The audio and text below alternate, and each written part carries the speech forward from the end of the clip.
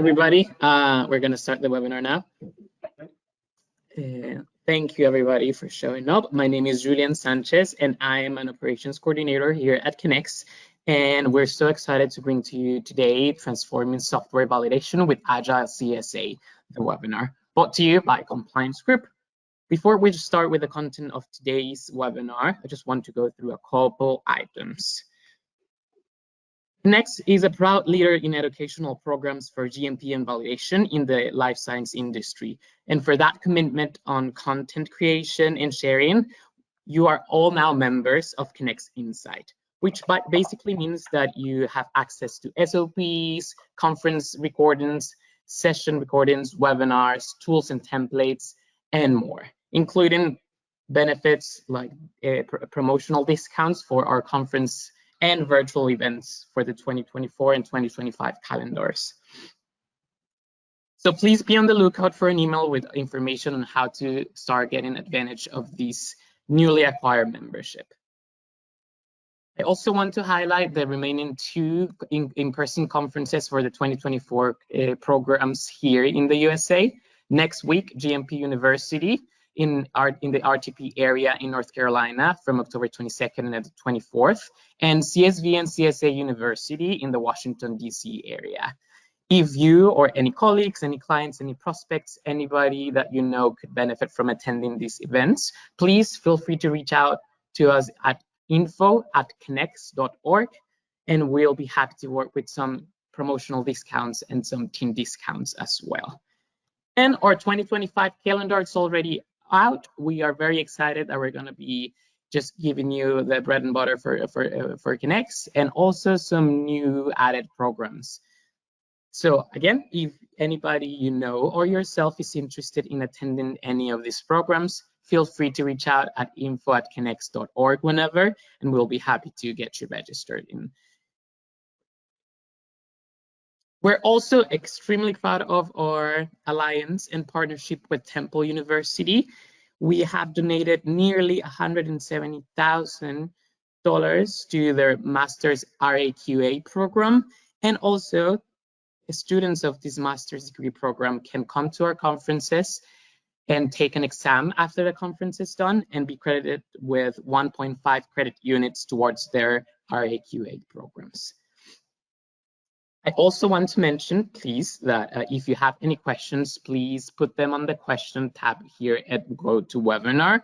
And we are going to have a Q&A portion at the end of the webinar, so we take care of those questions. And if by any chance we don't have time to get to yours, feel free to also send them over at info@kenx.org, and we'll be sure to get those situated for you. Now, to get into the content, we want to thank Compliance Group. Compliance Group is a trusted partner for FDA-regulated business, full-spectrum service provider to life science and cosmetic industries. The services go through resourcing solutions, validation, CSA, data integrity, audit support, quality management, document management, training management, SAMD, SOP, Polarium, ALM. So that I'll give the room to our speakers. Great. Hope everyone can hear me. Good morning, good afternoon, good evening, wherever you are. Thank you all very much for joining us, and thank you, KENX. I'm just trying to figure out where to share my screen. Sharing, yes, I see it now. Show my screen, and thank you to that. Give me a second here. All right, hopefully you guys can all see my screen. Yep, we can see it. All right, okay. It's interesting now. I can just measure from you. Next thing, yeah. All right, is it changing? Okay, great. Thank you, everyone. Obviously, I'm lucky, surrounded by great subject matter expert from the industry, from the consulting world, from pharma, from AWS of the world. Everyone is familiar with that. And our guests of honors, of course, for CG is Kenshi Tomoto and Senthil. Senthil, I can't say your last name, please forgive me. but I'll let you introduce yourself in a minute. Today, we're really going to focus on the topic that everyone continued to ask for, even though CSA draft guidance was released about, a couple of years ago. Lots of individuals still thinking about it, still doing the good old SDLC, and staying away from Agile, from lean validation, whatever you want to call it, right? It's the fact that automation, AI, digital transformation has started way back when. And in order for us to really move to that century, I'm not sure what century it is going to be, but we are totally in a different era than we were 25 years ago. And we really need to leave whatever we did 25 years ago behind us and move forward. I see someone, can someone go on mute? I'm hearing some background noise, if you don't mind. Okay, thank you. Some of our agenda today, we're gonna go through the pain points in current models, issues with traditional waterfall CSV, what is Agile CSA, Agile CSA framework, Agile CSA implementation steps, and then roundtable questions. We're definitely gonna leave about 15 minutes for Q&A from our attendees. Our speakers, I would really like to have each one of them speak to their expertise. I'm not going to mess around with that. Senthil, please introduce yourself to our attendees. And y'all right. mute. I think I'm out of mute, right? So, okay. Yes. Hi, this is Senthil Gurmurthy, based out in San Francisco region. Good morning, good afternoon, and good evening. Nice to see you here.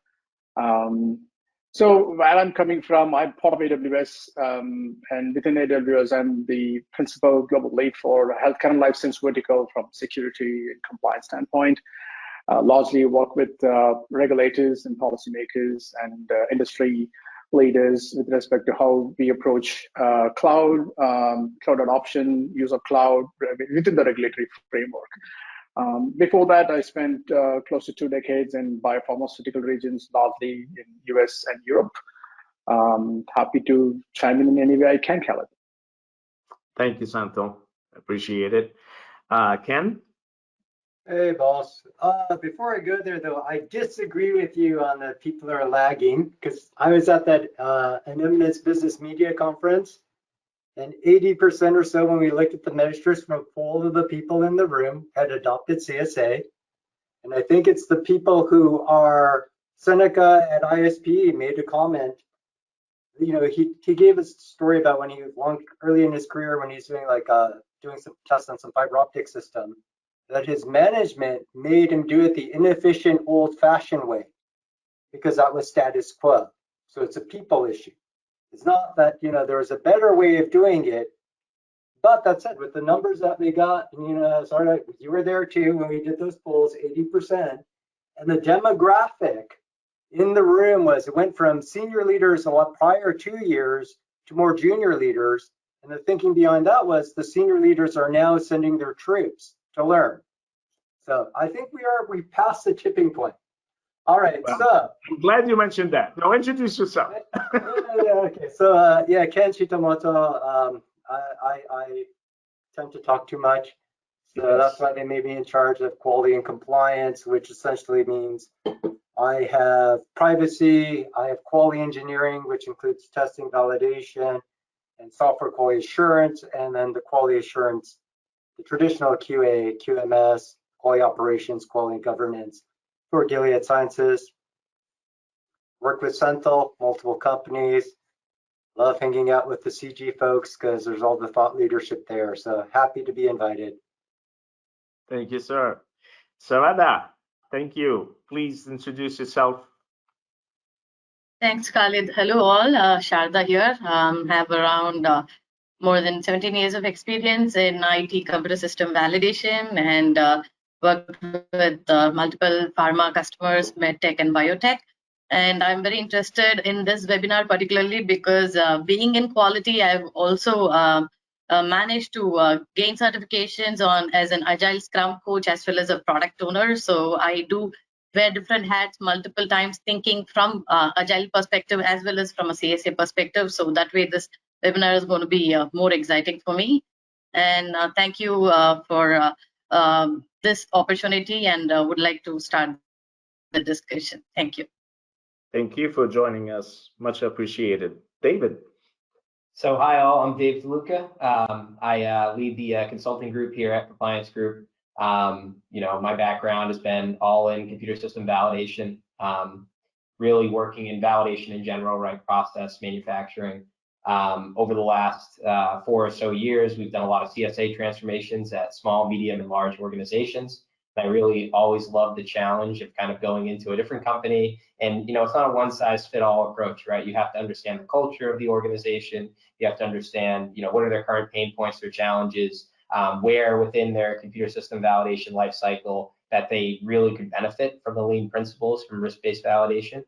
And today I'm also very excited to talk about this topic with you all, because I see that from a software development perspective, we're really diving all in on Agile, or at least aspects of Agile within our sprints. But I think that the handshake between validation and the IT teams is really lagging behind. So kind of identify what some of those areas are that we can kind of pinpoint and tackle and hopefully improve upon. So thank you, Caleb. Awesome. Don't say lagging. Now Ken will attack you. No. Yeah. Okay, great. I leave myself to last, not necessarily the best, but I'm Khaled Musali. I run lots of functions within Compliance Group. We've been definitely fortunate to be part of the development of CSA. Myself, Ken Shitamoto, and Senthil, we've been members of the Fixa team for quite a bit. And I always love to present the entire team, because we really need to give the credit to the entire team that came together almost 6 or 7 years ago now. As you can see, there are some past team members and current team members mixed from med device and pharma that have worked on the recommendation that went into the draft guidance. Now, these folks did not stop working. We continue to come up with case studies, specifically now with the sexy buzzword AI, right? ML. We're working on quite a bit of case study that we normally share on the FDA Industry CSA team LinkedIn page. So please, for those of you who are attending, the link is here. You can join us there in order to follow the Fixa team and see, where they are today and what they're working on. Again, it's been definitely an honor working with these folks. With that, well, before we get there, yes. First question, right? We're going to pressure test, Ken, your estimate on who's adopted CSA by having a poll for the people in the audience here. Nice. The question is, have you started your CSA transformation yet? And I'm going to launch it, and we're going to select yes or no here.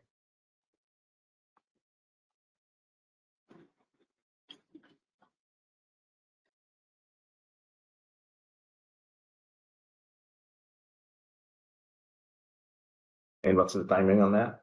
We'll give it about a minute. It's giving me live results, so. Okay.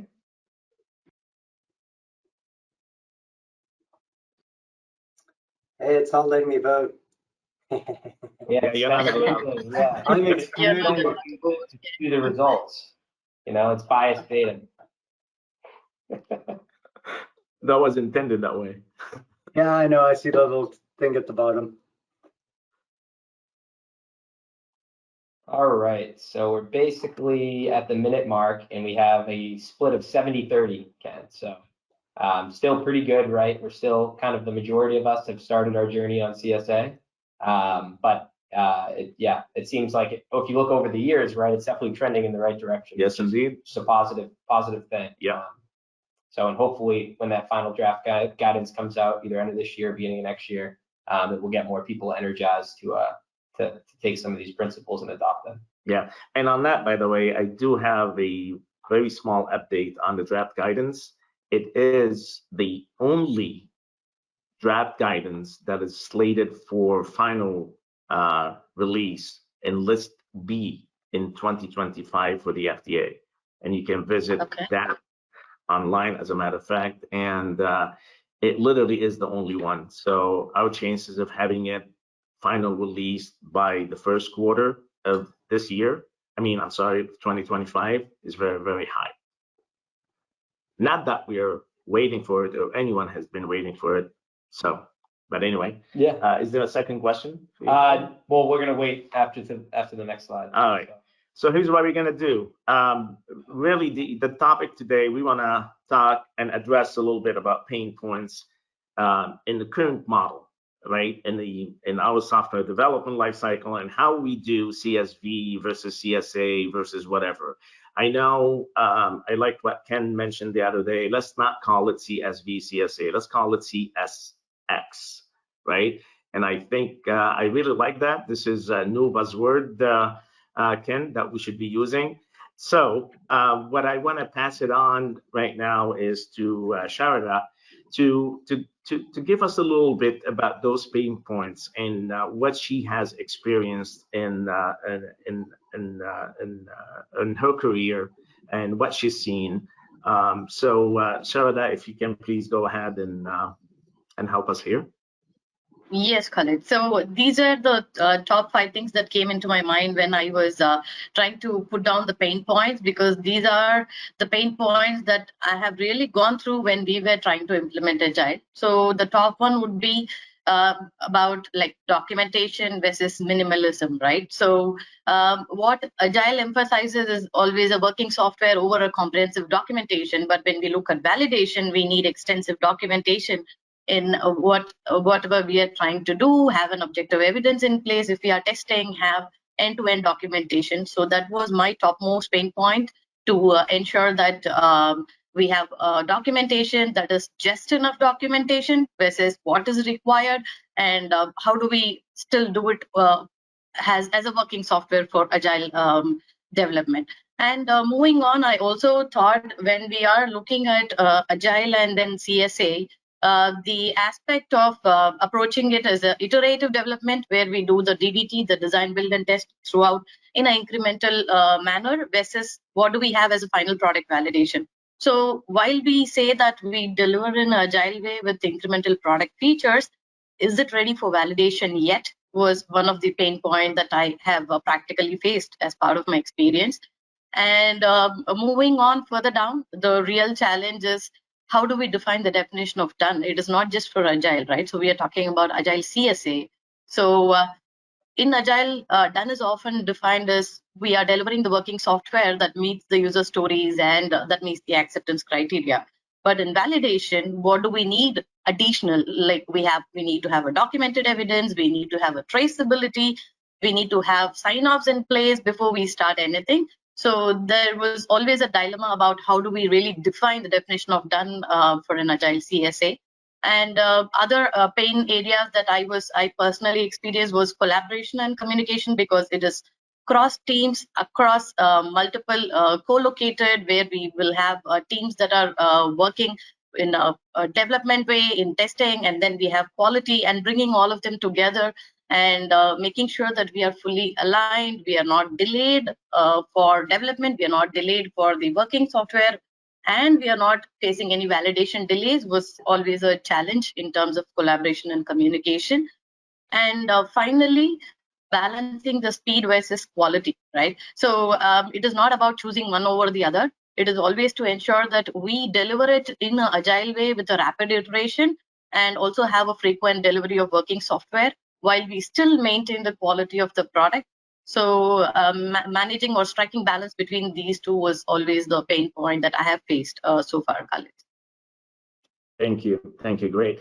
Well, I'm going to turn a little bit to our industry practitioners. I'll start with Senthil, because I know, Senthil, you work also on the, with other industry practitioner clients, if you want to if I may say.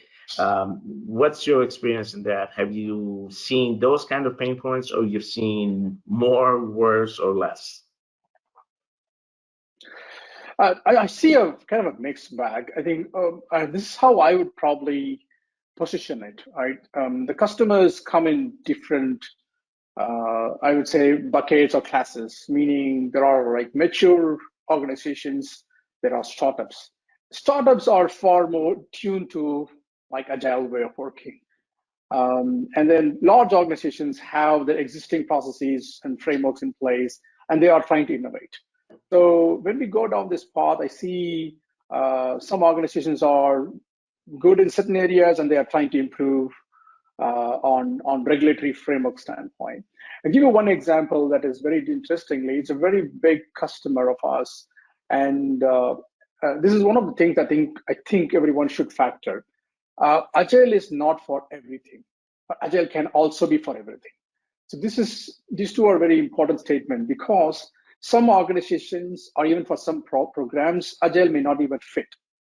So you need to really do a fit there. And some areas, Agile is the best fit. They can just go and do Agile on that. And there's really nothing stopping us from the regulatory standpoint to which model we should book. It is an SDL, whichever SDLC, as long as you follow the regulatory framework, right? I think that is needless to mention, but just to give a clarity, there's really no regulatory expectations that you should follow a specific model.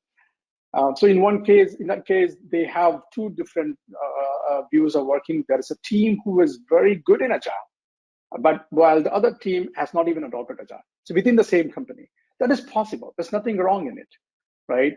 And what they can learn from each other. I think that's where I would probably see over time if an organization would like to venture into Agile, and they should just see whether it is the best fit for them, for their business processes. I think, Ken will also touch on how well business is ready to interact on the development process.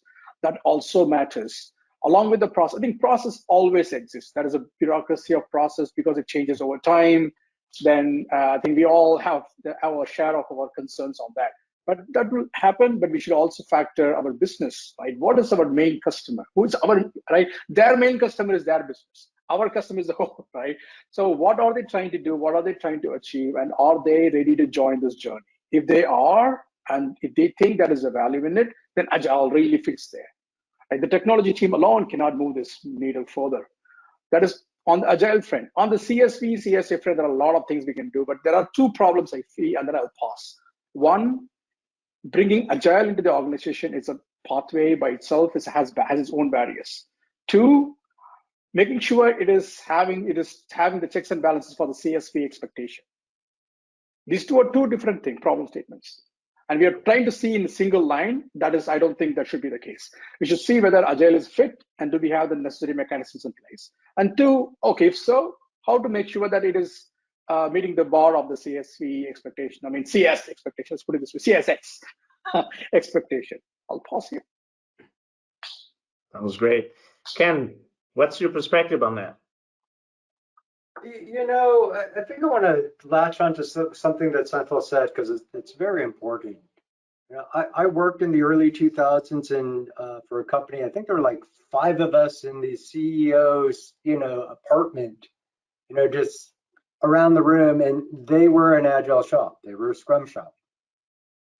And when you're small, you do what you have to do, what is required, and that's the definition of compliance. Somehow, as the organizations grow, they become so risk adverse that it grows to some bloated monstrosity. And at the same time, there's like this weird duality. These people go like, we need to do DevOps because someone read it in a magazine or someone at a conference, and all of a sudden everybody's, yes, we do that, but you don't even do Agile. How do you get to DevOps? You don't have the tooling in place to do it. So I think all of these pain points, I think what I'd like to say, I agree with the pain points. I think, but the key thing here is, you guys, you're here on this conference, you're coming CG, you're coming to get the thought leadership, from AWS. And, you got to learn and you have to influence, because you guys are the ones who are going to push things forward. Otherwise, it's going to be a bunch of people saying like, I want to go to Pluto, and they do nothing to get there. And understanding that the compliance hurdle, as Senthil pointed out, and I gave you an example, it's very, very lean. It's just that you validate the system. Doesn't tell you how, doesn't tell you what life cycle, doesn't tell you what tools to use, doesn't even tell you, the approval structure, right? Other than it rolls into a quality system, yes, you have QA, but beyond that, you have full flexibility. So. Thank you. That makes a lot of sense, actually. And when Senthil mentioned about the fit, yeah, what is that right fit for the organization, right? Given the small, medium, large organization, so totally understand. David, what can you add to this? Anything that you've seen in your recent ventures? I love Senthil's point about, there's kind of two prongs to this problem. One is the agile development, right? And whether or not that fits for the use case, right? For the software that you're developing. And then two is, okay, how do we meet the kind of regulatory expectations for computer system validation, CSX, right? And I think where I see the biggest problem is companies trying to meet the expectations of the computer system validation requirements, and at the same time trying to leverage and have a misunderstanding about what you need to do from a development standpoint. So taking user stories, right, and saying, okay, this is the definition of done. I've met this user story in this sprint, it's done. That user story is not a requirement, right? There needs to be some grooming and massaging of that user story to translate it into something that is smart, right? Or smart, testable, all those things. A good requirement that actually can facilitate what the intended use of the business is. And so I think kind of having maybe a framework, right, is okay, we have agile development here, but how do we, if we're going to do CSV within agile development or CSA within agile development, what are the differences from a traditional approach, right? What do we have to translate into our validation deliverables? And I think that's kind of where, from a high level perspective, where I see that organizations struggle with is proceduralizing it. So before we move on to this slide, though, Khaled, I want to ask the audience, out of these 5 pain points, what is the largest one, right? Is it the documentation side of things? Is it the lack of iterative development and leveraging that development in your validation? Is it the definition of done? Is it any collaboration and communication among the different cross-functional groups? Or is it the balancing of speed and quality that Sharon alluded to? Should have had one more option, all of the above. Oh, yeah. So we'll give everybody 30, 40 seconds here. Except Ken.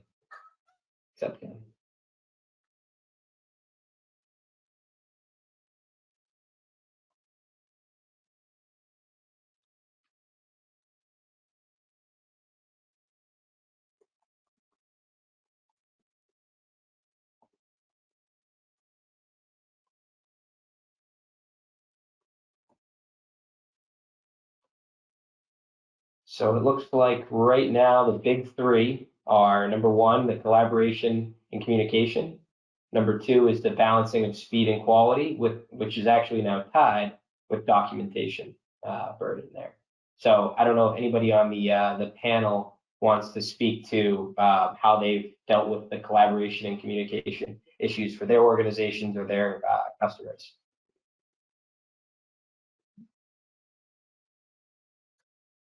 I mean, I think it resonates my thinking to some extent. Like collaboration and communication is the key.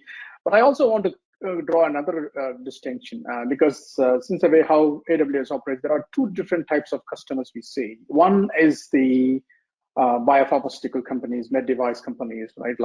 And the other one is the independent software vendors, who is in this space, right, supporting this industry. So if you go, that means the independent software vendors will be natural. I've seen many agile shops. And those are all, I mean, in the classic world, those companies are generally leveraged by the customers in many forms and shape, right?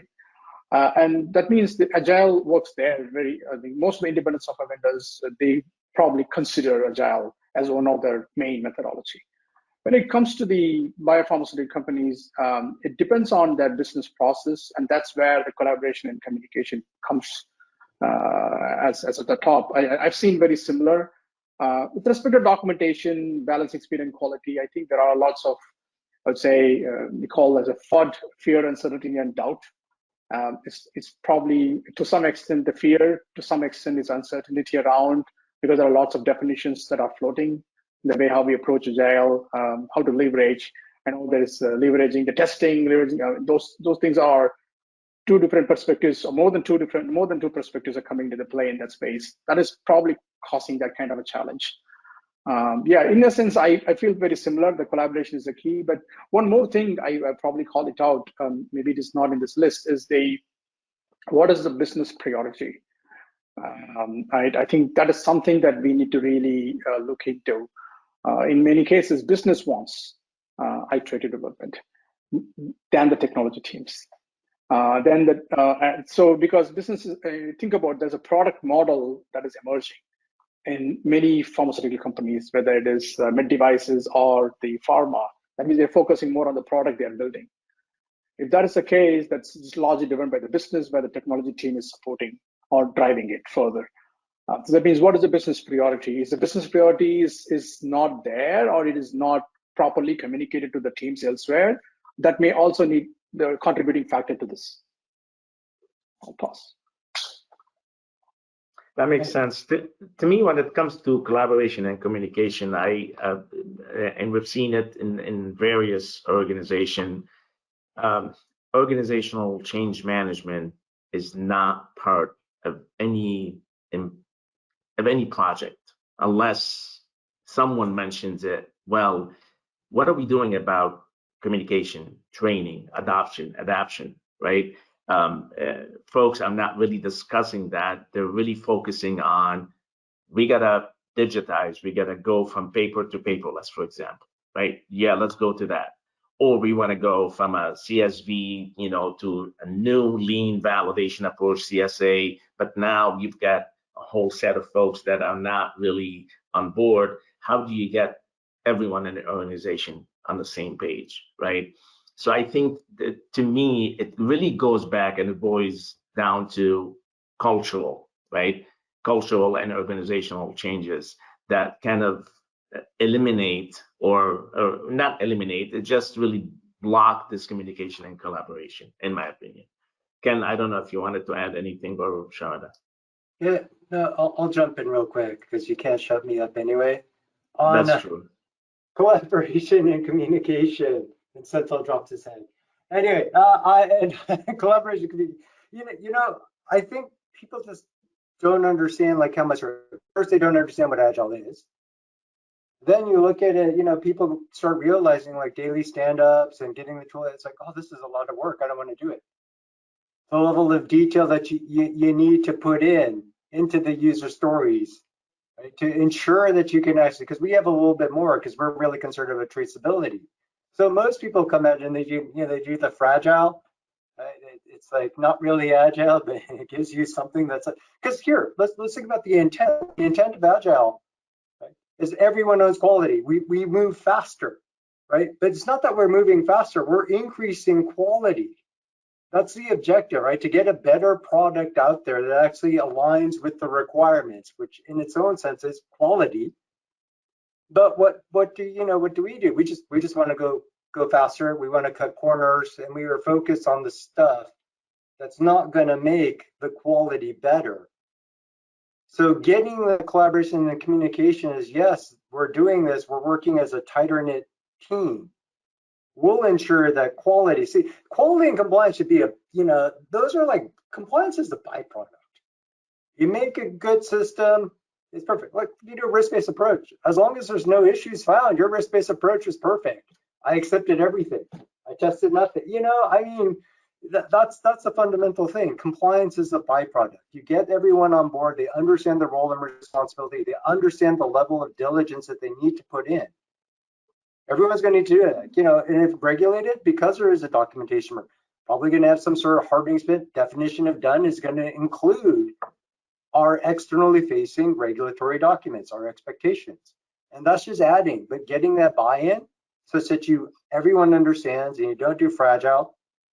So Senthil won't have to drop his head again. We'll all be good.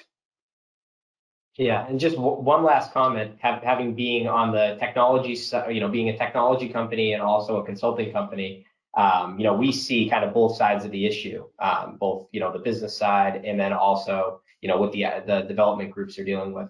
And I think something that really helped on our implementations is to involve the business analysts and the validation folks from the get-go, right? So they're working kind of hand in glove, looking at what the business needs, how do they need, what are the requirements that they have, or user stories that they have, epics that they have, and then how do those translate to a user requirement spec or a function requirement spec? And then both kind of being partners, working off the same document, being involved in the same meetings, I think is really, really benefited. Instead of it being, the old-fashioned way, which was you get to go through, pass the baton to the validation person, they take it and they run with it as fast as they can. They're both kind of working together on it. So. All right, let's just drill in a little bit, and I would like for really David and Sharada to drill in the issues with traditional waterfall CSV. It's not, I mean, I know we kind of brushed a little bit, as we were discussing things, but just really highlight that a little bit, and then we'll ask a couple of questions to Ken and Santanani. Yeah, just at a high level, I mean, we went through some of the pain points, obviously, but some of the other issues with traditional waterfall CSV is, the industry is moving to automation, to cloud-based systems, and a lot of people are using agile methodologies, right? Because they see the value in continuous improvement, continuous development, DevSecOps, all those good things. And CSV creates this barrier because it's really not effective for this type of framework, right? Whether it's working with a third-party implementer or you're working with the IT groups within your organization. That waterfall approach is going to, inherently have pauses within. It's not going to go in harmony with the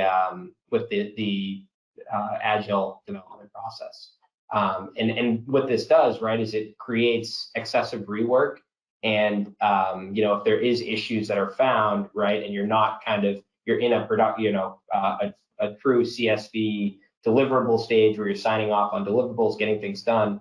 Quality actions come out of that, right? There's issues. You have to revise the documentation to maintain compliance, right? Yep. There's defects. So if you kind of move to more of an Agile CSA type world, you're kind of working in more of a pre-production documentation world where you can, continuously update them before you finalize them for more of a hardening sprint and then do all your regression testing. So I think that the traditional CSV, what we hear from people is that they're spending a lot of time on the quality documentation state in the design phase, and then revising those requirement specs, revising those configuration design documents, revising test cases and test scripts, and that's just not that's not adding value for the development, right? To Ken's point, it's not the software is not, it doesn't impact the software working perfectly or finding those bugs, right? These are just quality activities for the sake of quality activities.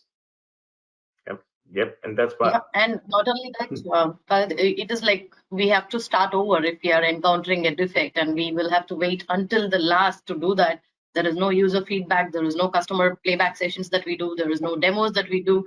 So anything and everything that we do at the fag end, we need to start over, all over again, come back, redo everything from the design, retest, then deploy, and then take it over, which is completely a delay in our entire process. Plus, we are compromising on the quality of the software that we are trying to develop. It really doesn't have to be this way. And CSA did not have to be in here if we just applied really some critical thinking, to be quite honest with you. But then again, we are here, and I'm glad we're at 70%, of progress. So there's good things happening. So I guess we've been talking about CSV, we've been talking about CSA. I guess, what is Agile CSA? Shout out, David. Yeah, Sharon, you can take this one. Sure. So as we spoke about Agile and then CSA, so we are trying to find a synergy between these two. So we have an Agile framework, and then we have our CSA or the CSX. So how do we blend in both is the solution or the answer, which is nothing but the Agile CSA, where we also look at to integrate the flexibility, the speed, agility, and take in all the key points of an agile and apply the critical thinking that is required for a computer software assurance, and make sure that we are meeting the patient safety, product quality, data integrity across pharma, medtech, or biotech that we are trying to develop the application for, and have a synergized approach between these two, where we can do an iterative approach for the design, build, test, including validation throughout the life cycle of the system, and make sure that it is fit for our intended use. So that is the approach that we have used for multiple customers, and with this, it helps us to have more flexibility in terms of grooming our requirements, come back and also include any scope creeps that we see as and when we prolong with the software development, and also helps us in prioritizing all of the items that we need to do as part of any risk-based assessment, which is part of the CSA. So the Agile CSA fits more as a suitable offering in terms of coordinating or bringing the agile values together along with the computer software assurance with critical thinking, which will help our software development lifecycle move much smoother. So that is the way that we have interpreted so far, Khalid.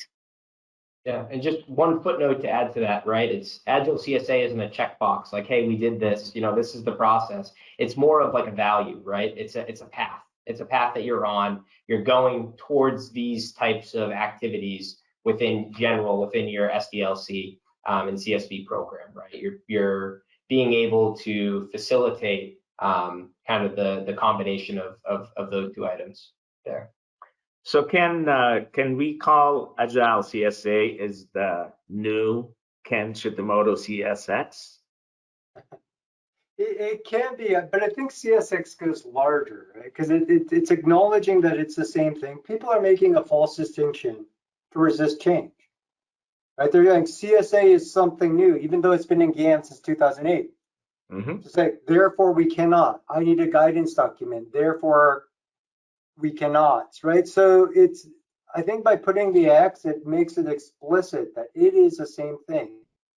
It's no different than anything else, and we need to do that. And in the past, I spent many years as an auditor for Genentech, going around looking at our suppliers, small and big. Agile's been in our industry for a long time.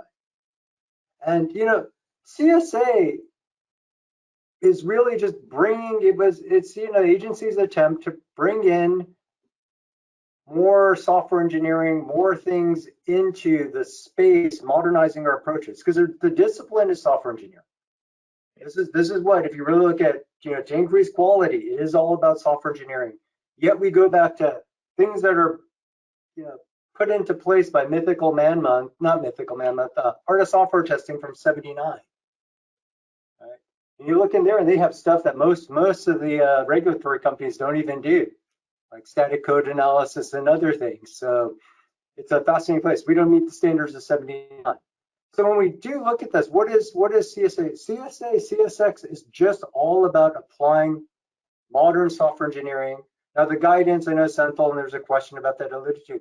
I think the guidance ended up speaking too many in terms of risk-based documentation, because that's where industry asked all its questions, and it's lost the essence. It's all about a risk-based methodology. Validation CSV is not just testing, it's the entire life cycle. And I'm going to be honest, you don't go to Food and Drug Administration to learn about testing and software engineering. That's the wrong place. It's not fantastic developer. It's not anything like that. You want to go do the time, go look at software engineering, understand the principles of practice. Because if you read the guidance documents, actually, it doesn't make the distinction between a test method, test design, and test documentation. It kind of blurs the line. But if you want that clarity and thought, pick up a book on software engineering, and you'll understand, and you'll really get that. Then look at the regs and understand, what does it mean? What are the compliance expectations? What are the predicate rules? And understand that a guidance document is just a recommendation. You can do something better. You do not need to follow it. You just need to comply the statutes and the regulations. So and just one last point to close, this thought. Yeah, I know, college, you can't shut me up. I was at I'm trying. GCP, and someone made the comment that, hey, the GCP requirements, conflict with CSA because you must pre-approve test cases. And how do you do that following CSA? And presumably they're talking about like ad hoc or exploratory.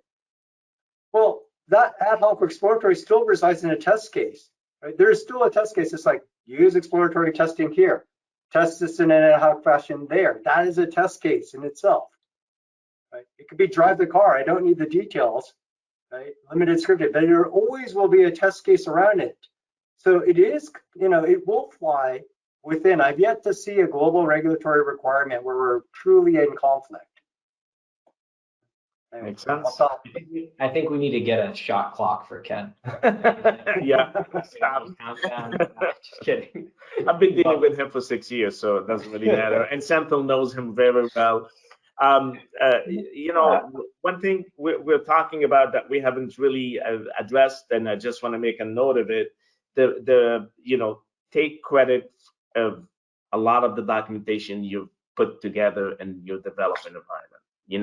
Many of us, I was one of those folks, whatever we did in development, we'll throw away, we'll start all over new now. We don't really take credit of anything that we've done, right? So again, to me, this is something that we should be looking at. Senthil, you wanted to say something. Go ahead. Yeah. I think this one, I want to add a few things to what Ken said, because there's also another angle I'm looking at. Is also not what is also along with it is why now?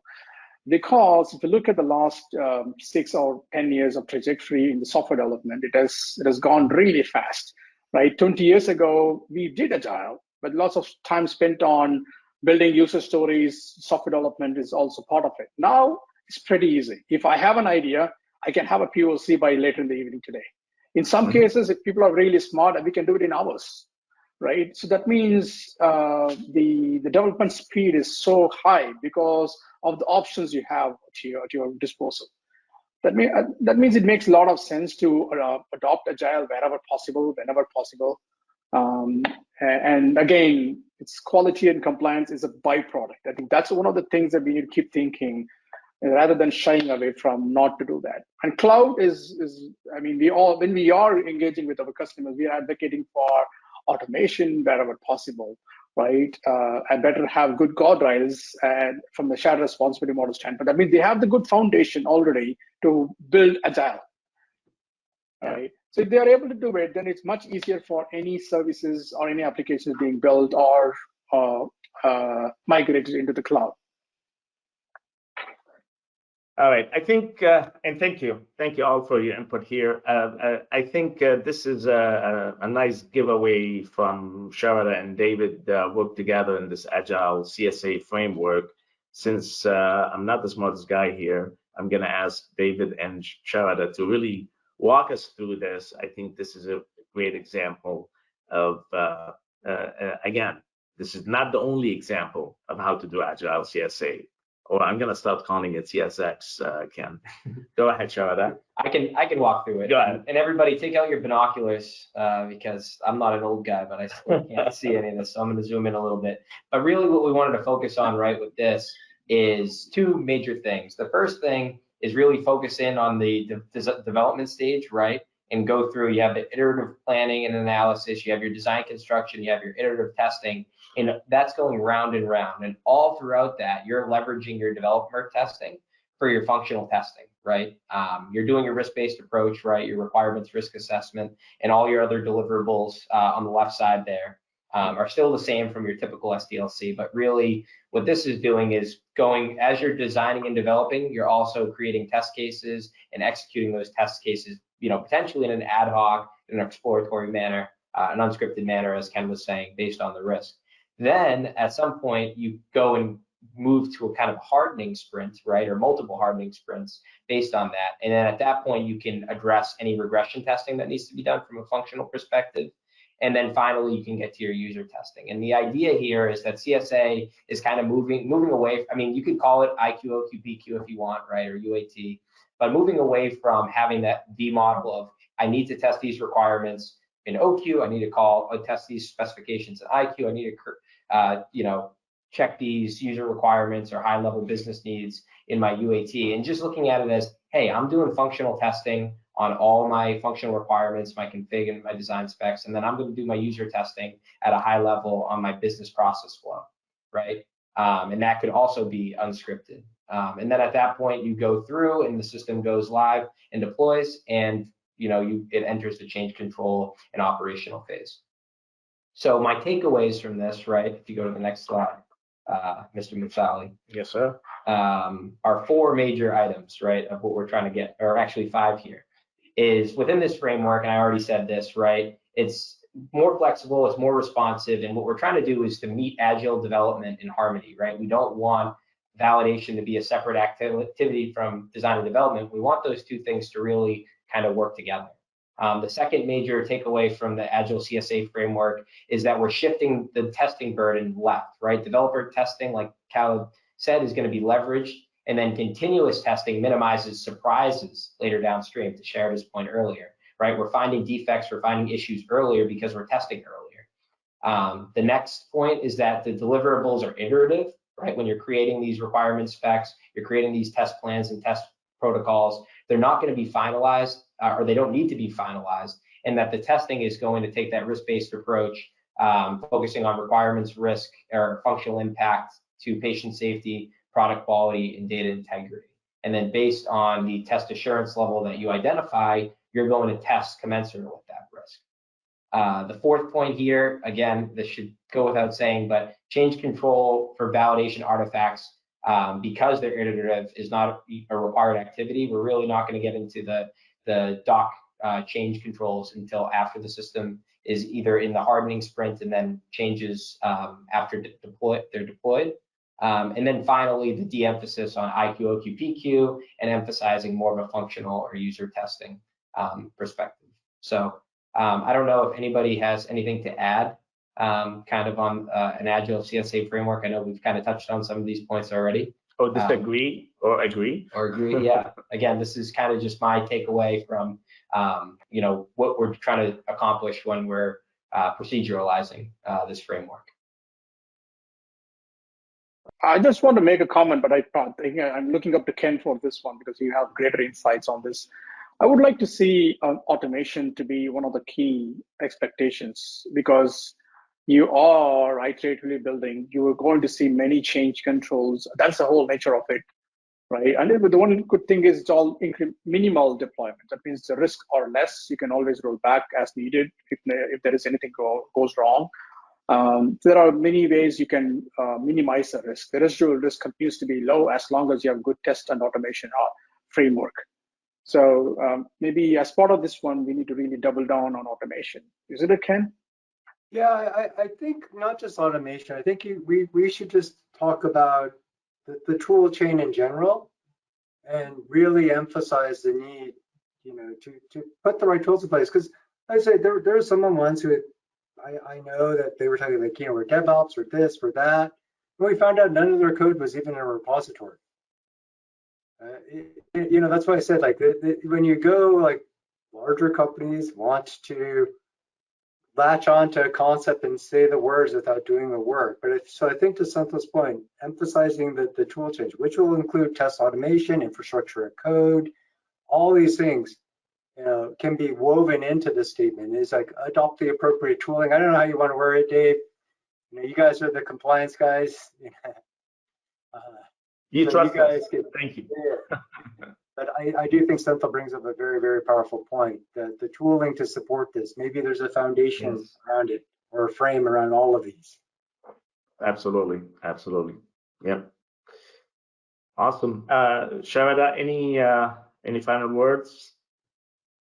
Yes, Khalid. So as Ken and Sendil rightly pointed out, investing in the right tool kit is the key. And again, Agile CSA does not say that this is what is a prescriptive approach. One size does not fit for all. What is fitting right for your team? What would be the right toolkit that we need to invest in? Where are we in terms of the maturity? All of these put together will give us a robust framework for us to go ahead and execute it and make sure that we are meeting the iterative cycles in a harmonized way. So I definitely agree with Sendil and Ken. Awesome. Thank you. What I want to do, I know we're pretty much running out of time, but KENX is letting us get away with it. I'm going to give ourselves 5 to 10 minutes of Q&A. Julian or Lindsay, is there any questions out there for us? Would love to take some questions from our attendees.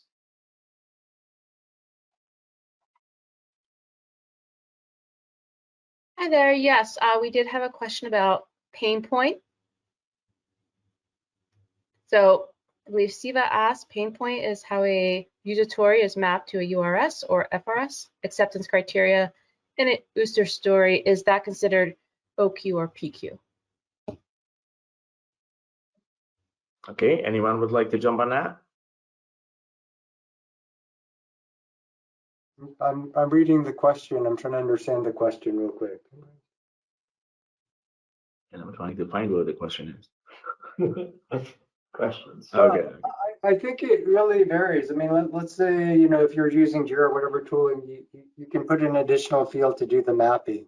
The stories themselves will have elements that will allude to functional requirements as well as non-functional characteristics. So that will depend on where you map it to. There's another question on the whole thing on documentation at all. We're at a point where you cannot make that leap. If you make the leap to the final state, you'll lose everyone in between and you'll never get there. If you jump from A to Z, even though Z is an appropriate answer, because I call it alluded to the change management aspects, you will not get any support. You will not be able to make anything move forward. Right? You have to take everyone with you. That whole point on collaboration and communication. Explain why this is the right way to do it. So to get that clarity of thoughts in a user story, your developers are going to have to spend a little more time working with, say, the product owner and putting a little more detail in there, such that you can leverage it for the subsequent stages. And yeah, maybe, I think it was Deep who is kind of bringing these questions up. In the end, maybe you can get to that state where you can just rely on without creating the subsequent documentation, but you're not going to get there overnight. It is an incremental, it is an iterative process that we need to get there. So I'll stop there if anyone else wants to chime in. No, I do agree with Ken. That's the one I'm also trying to point out. So there are clear evidence. Some of the regulators, at least in some of the subject areas, they are really wanting to directly access the production system. I'll give you a case in a point. MHRA, as publicly mentioned in their website, for electronic trial master files, they're going to access the system. Right? That means they're going to look into the data on the system itself. Whether you have validated, you have valid report for it, it makes less sense at the time. That means we need to really work backwards from the standpoint of how better the system is, right? So if that is the ultimate goal, in what form or shape it is there, as long as you've written the SOPs and policies that meets a regulatory expectation, that is fine. But to Ken's point, there's a level of maturity we need to look into. Sometimes documentation will allow us to get there. Sometimes our documentation also curtail us.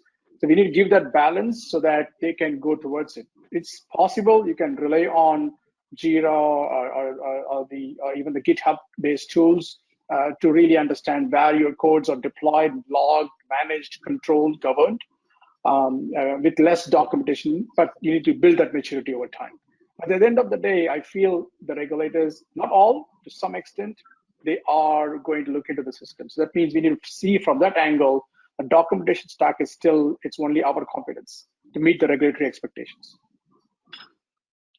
Yeah, and also to add on to this, be it a regulator or be it a business user, the requirement needs to be in such a way that it is clear, measurable, concise, and testable. So as long as we are meeting all of these, the way we write the user stories or the acceptance criteria is clear enough, where we are able to clearly define, measure, analyze, and test it, then we will be able to satisfy both the requirement of a business as well as the requirement of a regulation. One thing I'd like to call out, because there's a kind of related question in the queue. You know, when I went from the GMP side of the house, I went to the GCP. There was a culture shock in speed, and then I went to the GCP CRO, so SaaS provider. And I used to get all these auditors coming in, wearing their GMP hats, telling me like, you know, your SOP sucks. It doesn't do this. It doesn't do that. You know, this is bad, and they would write me up. My very simple response would be, it works for us. Right? That's the compliance requirement. The second thing is, you know, you always also, is it enough? I had metrics. Collect metrics. Defend your process. Show that quality is definitively better or non-inferior. On a long term, you may have a bad release here and there. That'll always happen. You know, even the superstar is a bad day. But if your overall metrics definitively show that you're okay, then there's no regulator who's going to say like, no, that doesn't work in the face of metrics that show. And, you know, the number of audits that, you know, the findings that are rejected purely on the basis, and they're very, very subjective. And you have to politely push back, and here are the metrics to show we are in a state of control. Thank you very much for your opinion. Awesome. See one more question here. I don't know if you answered this one yet. In the Agile CSA framework, at what stage does bidirectional traceability come into picture to ensure adequate test coverage and meet all requirements? I can take that one. Sure. I mean, I would start drafting your trace matrix as soon as you're moving from user story to requirements, right? I mean, we at Compliance Group, regardless of the methodology of development, really want to start kind of drafting all of those deliverables as soon as possible, just so that you're making sure, right, as you're creating your test cases and test protocols and whatever, that you in your functional requirements off of your user requirements and your design details, that you're mapping those all to each other, so you're limiting the you know, catch-up work you'd have to do later on, right? You never want to be, as a validation lead, you never want to be the person holding up the project from going live. So I would, you know, my opinion is to start that as soon as possible, as soon as you have the inputs to start filling it out, right? And at least have a draft of it that you're working through and updating on those, you know, daily or bi-daily, whatever stand-ups. Completely agree, Dave. And that is where the concept of collaboration comes into place, right? So when we are meeting as an agile unit, we will have to have the quality and the validation folks in as well as part of the development. So that is where the collaborative ways we can identify what deliverables needs to be like put in early. We can create a RACI and make sure that everyone, the ownership is assigned, and we take the documents to the next level while the development is happening parallelly and the testing is also happening iteratively. Cool. Okay, I think our time is up in here. Thank you to each one of you. I personally learned few new things from you guys, so I really appreciate it. Any last words before we close the call? We'll start with Sharada. Recommendation, last words, whatever you like. So again, when we are as part of the, am I in mute again? Can you hear me? No, you did. Oh, yeah. Okay, yeah. So as part of the takeaway, I would like to reiterate that one size does not fit for all solutions. We can make it flexible, adaptive by incorporating Agile CSA. And it doesn't also matter what type of Agile are we using. It can be a Scrum, it can be a Kanban or Lean or Extreme Programming, whichever best suits for your project and your team, the goals, complexity, etc. We can always adjust and refine and learn and grow. So that is the that is my takeaway points from this. Thank you. Santo? Yeah, I mean, so just trying to probably answer one of the questions along with my closing. I think Agile is there for quite some time. We're talking about CSA for quite some time. All the things which we have said today, it's quite possible. We are only trying to provide clarity on how we position it. within their organization. I'm sure everyone in the attendance, like they have done it, or they know how to do it. It is not something that this is a prescriptive. The thing is, they may have some challenges within their organization, how to influence, how to increase collaboration, or how to increase visibility, right? So these are the methods which we can do. But I want to just close with one of the questions in the chat is the regulatory expectations. Is it going to have or impediment or change? For me, I think we have to start thinking towards maturity in the way how we approach validation. For many years, we have been thinking validation is a product for auditors, and that's mindset should change. Like the validation is for good business and compliance practice. If we think in that direction, then we know what is the right documentation we need to develop and how to really deliver value to our customers. So it is not going to be a barrier, rather it actually enables better technology, better usage of tools, at the same time, right level documentation. The regulators are not prescriptive in the way you need to have A, B, and C. As long as you have written your policies, SOPs, and then meet those requirements. Right. Great, thank you. Ken, last words? Oh, let me go before Dave, because yes. No, because if I leave you the last, we'll stay here for another half an hour. So I want to make sure there's a bookend. All right.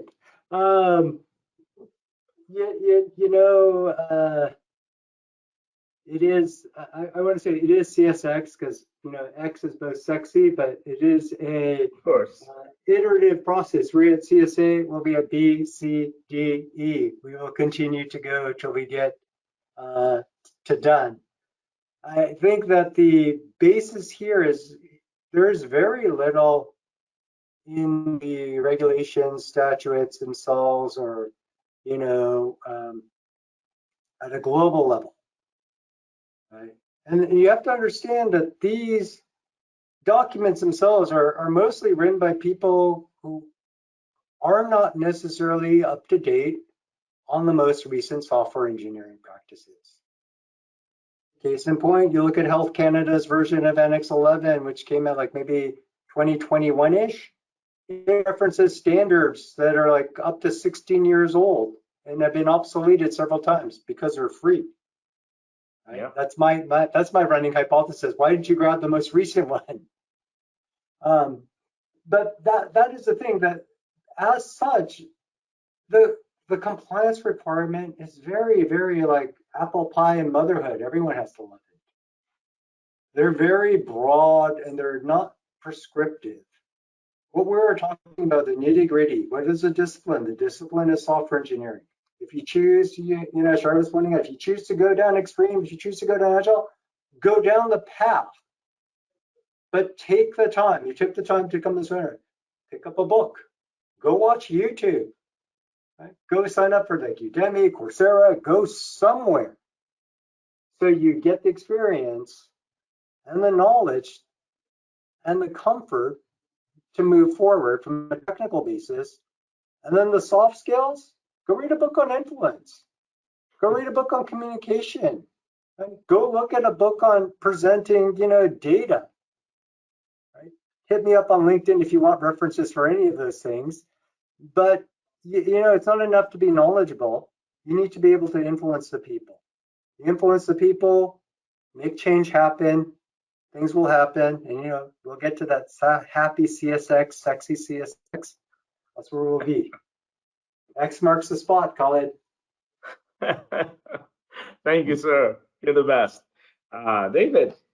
Just short and sweet, right? I think just do it. No, I'm just kidding. No, I would say as you're going through your validation activities, what I like to think is to kind of have a mantra in your head of, is this activity is it either mitigating risks of adverse effects of the software, or is it proving that the software is meeting its intended use, right? That's the whole point of validation, or at least software validation, right? But validation in general, right? If you can't verify it 100%, you got to validate it because you need to have confidence that it's working, right? And it's meeting the business need, it's meeting its intended use, and it's not impacting patient safety or product quality. So I would keep that mantra in your head when you're doing activities. And if the answer is no to that, I would really ask, why?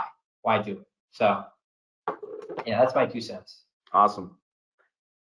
Well, thank you. Thank you, everyone. It's been great listening to all of you and all of your input. Appreciate it.